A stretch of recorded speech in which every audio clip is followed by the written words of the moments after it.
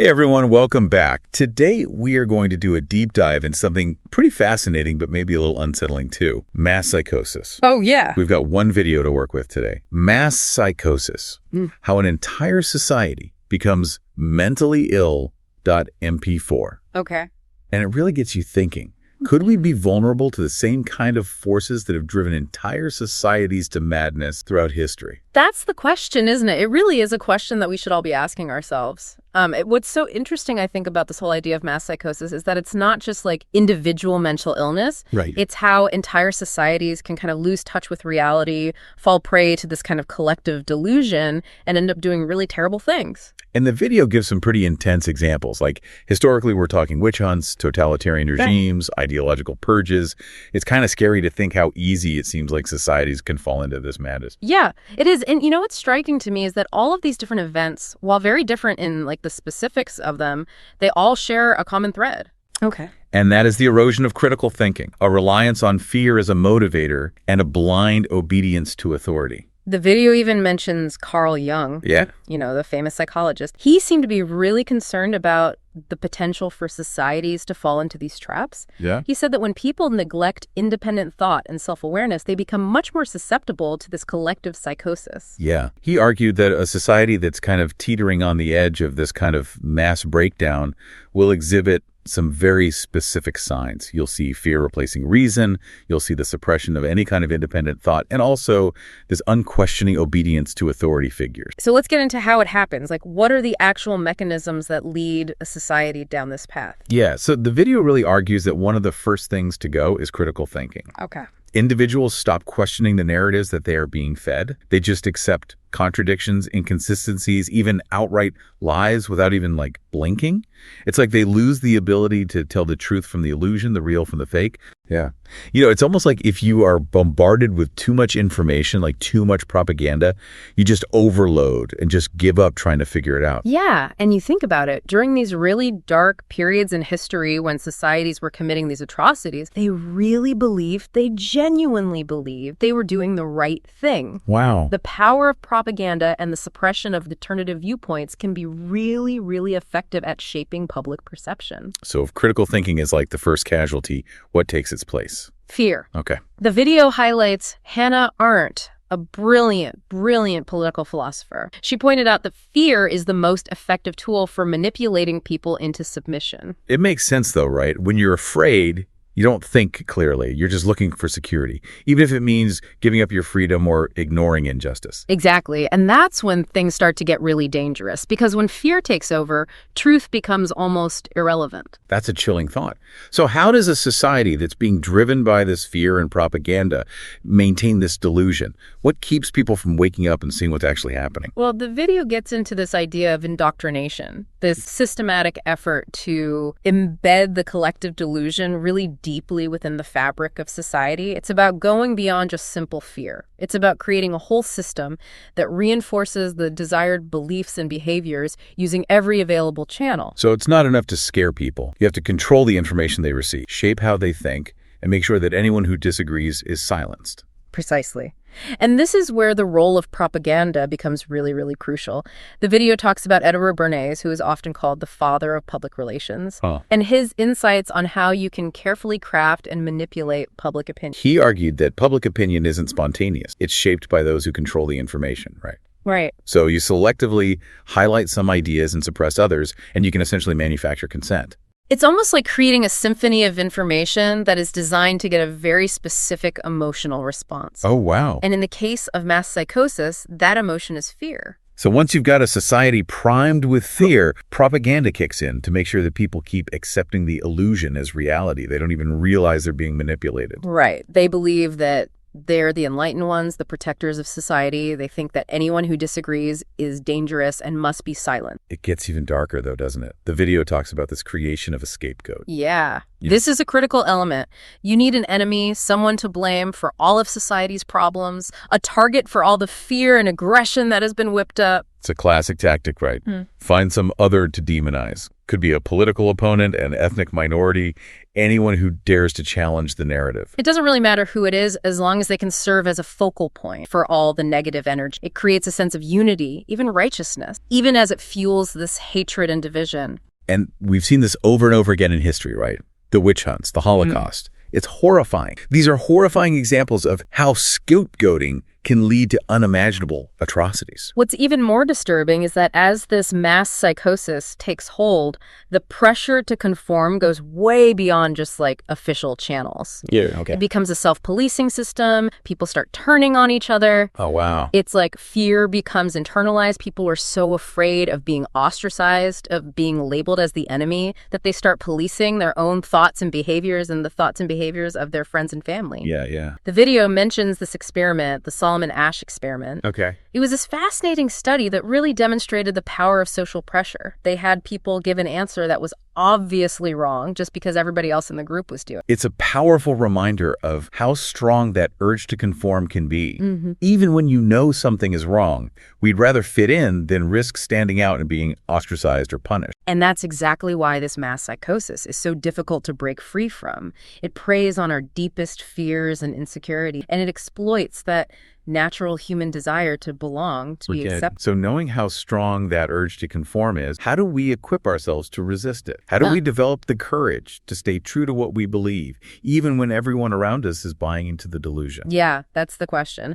And luckily, the video does offer some insights. Okay. It gives us some valuable insights into how we can resist these manipulative forces and protect ourselves from falling into those traps of mass psychosis. So how do we even break free from this kind of mass delusion? Can we even recognize the signs before it's too late? Well, the video offers a bit of hope here. It reminds us that no mass psychosis, no matter how widespread or powerful, has ever lasted forever. History has shown that these collective delusions, they eventually collapse under their own weight. Okay. So the question becomes, how much damage is done before that happens, right? So there's a chance to wake up, but it's a race against time. Right. The longer a society is trapped in this delusion, the worse, the more destructive the consequences. The filmmaker really seems to emphasize this point, that a peaceful transition back to sanity is possible. Yeah. But only if people start to recognize the problem and start to address it early enough. Yeah, if they wait too long. Well, history has given us plenty of examples of how ugly things can get when societies cling to these delusions until it... Yeah, for sure. So the video does suggest that there is a path back to sanity. But it sounds like it's a very narrow path. So what does it look like? How does a society even begin to break free? Well, the video points to 3 key factors that contribute to the collapse of mass psychosis. The first one is kind of the exposure of contradictions. You know, any system that's built on lies and distortions, it can only hold up for so long. Because reality has a way of pushing back. Right, exactly. You can try to twist and manipulate the truth, but eventually those contradictions, they become so obvious that people can't ignore them anymore. Think about regimes like the Soviet Union.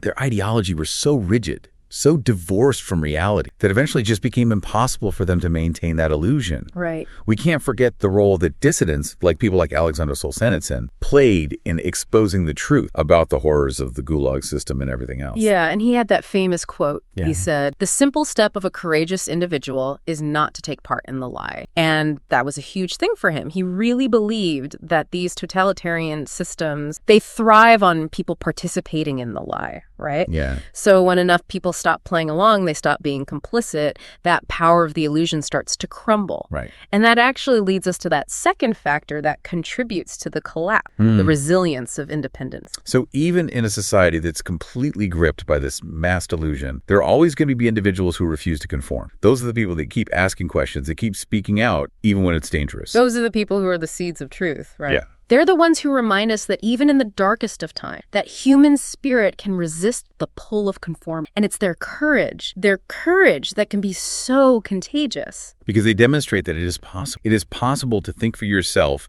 to challenge those prevailing narratives, even if it means ridicule, ostracism, or even persecution. Right. And it's so interesting to look at this idea through the lens of what Arthur Schopenhauer said. He said that all truth passes through 3 stages. First, it is ridiculed. Second, it is violently opposed. Third, it is accepted as being self-evident. Wow, it's like there's this predictable pattern. Right. The truth tellers, They're dismissed as being crazy at first, then they're labeled as dangerous, and finally, when reality can't be denied anymore, they're hailed as visionaries. It's pretty amazing how often that happens. And that resilience, that unwavering commitment to the truth, is what helps chip away at the foundations of those mass delusions. Those people, they inspire others to question, to think for themselves, to start seeing the cracks in the facade. It's like this really powerful reminder that even when we're facing this huge pressure to conform, a single voice can make a difference.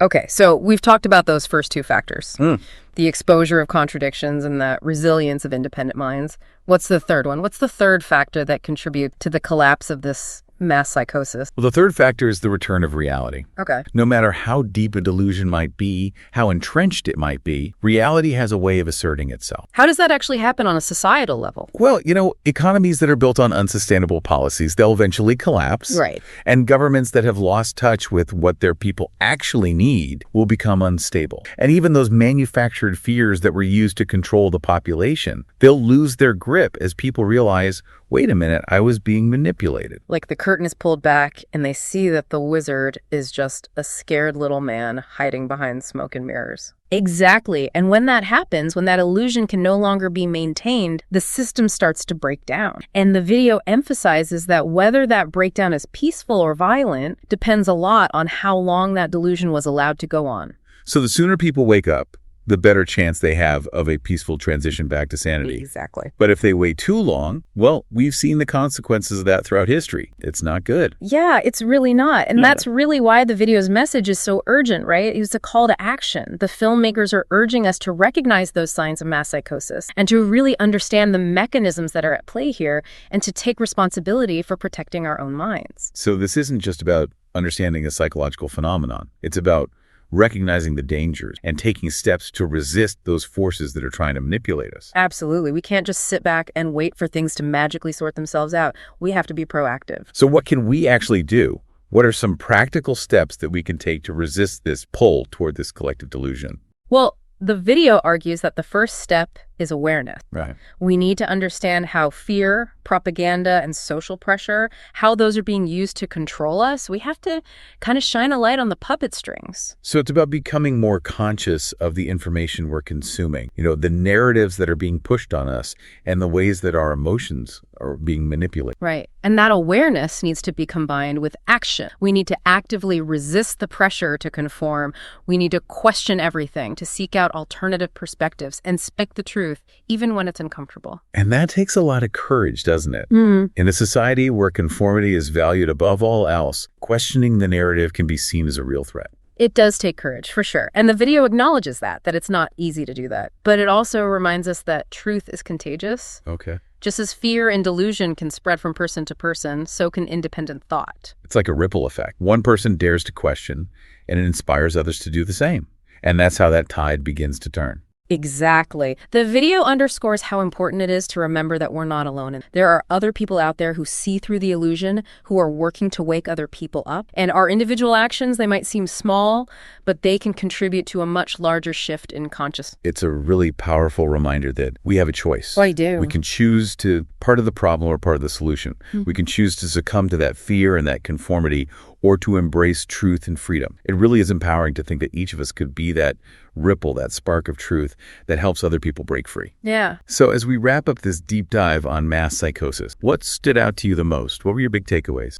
For me, it was the scapegoating. It's just such a primal instinct, this urge to find someone to blame for all our problems. And it's a tactic that has been used successfully over and over again throughout history to manipulate and control populations. It's such a classic divide and conquer strategy, isn't Yeah. it? Turn people against each other, make them fear some other, and it becomes so much easier to control them. We just give up our critical thinking skills and let someone else decide who we should fear and who we should hate. Right. And it's so important for us to be aware of that mechanism, to recognize it when it's happening and to challenge those narratives. Because when we buy into those overly simplified explanations, we're basically just giving up our responsibility to think for ourselves. This deep dive has given me so much to think about. If this mass psychosis is a pattern that keeps repeating itself throughout history, what are some of the early warning signs that we should be looking for today? How can we protect ourselves from falling into these traps? That's the question, isn't it? We all need to be really vigilant, pay close attention to the narratives that are shaping our world, and be suspicious of anything that feels manipulative or fear-driven. So what are some of the specific red flags, the things that might indicate that we're heading down a dangerous path? Well, one of the most obvious ones is the suppression of dissent. When people are afraid to speak their mind, when anyone who even questions the official narrative is met with hostility or ship, I think that's a huge warning. Yeah, it's like that quote, when you tear out a man's tongue, you are not proving him a liar. You're only telling the world that you fear what he might say. Silencing the opposition, it's never a sign of strength or confidence in your position. Another warning sign is that constant barrage of fear-based propaganda. When we are constantly bombarded with these messages of fear and danger, it creates this environment where it's really hard to think rationally, and we become much more susceptible to manipulation. We start making decisions based on emotion rather than logic. We're more likely to accept those simple solutions and give up our freedoms in exchange for that false sense of security. Exactly. We also need to watch out for the creation of scapegoats. When you see whole groups of people demonized, blamed for society's problems, that's a sign that we're falling back dangerous patterns. It's like we're abdicating that responsibility to think critically, and we just take the easy way out. Yeah. Accept those prepackaged narratives that tell us who to fear and who to hate. Yeah, and that is really the breeding ground for this mass psychosis. It starts with that willingness to surrender our responsibility to think for ourselves. So what can we do as individuals? How can we develop those critical thinking skills and the courage to resist these collective delusions? How can we become more resilient, more aware, more able to stand firm in our own convictions? Well, I think first and foremost, we have to be willing to question everything. Don't just take things at face value. Look for the evidence. Consider different points of view. And be open to changing your mind when you're given new information. It's about being actively engaged with the information we're taking in, right? Not just passively absorbing it. And realizing that we all have those biases that can color how we see things. Absolutely. We need to be honest with ourselves about our own blind spot. And we have to be willing to challenge our own assumptions. And we have to be brave enough to speak up when we see something that isn't right, even when it's hard, even when it makes us uncomfortable. Yeah. It's about refusing to be complicit in the spread of misinformation and fear. It's about standing up for truth and justice, even when it's difficult. That's right. And always remember that truth is contagious. Even those small acts of resistance, they can have that ripple effect. By speaking out, sharing information, refusing to conform, we can help other people break free from the illusion. This has been a really amazing and thought-provoking deep dive, and I'm sure all our listeners are thinking about this too. It's a real wake-up call. It reminds us that this battle against mass psychosis isn't something that's happening out there somewhere. It's a battle that's happening inside each of us every single day. It really is. It's about choosing awareness over ignorance, courage over fear, and truth over... And that's a battle that is worth fighting. Thank you so much for joining us for this deep dive. And remember, the power to resist mass psychosis is in each of us. By learning to think critically, building up our emotional resilience, and having the courage to speak truth to power, we can create a future that's more conscious, more aware, and more resilient. We'll see you next time for another deep dive into the human experience.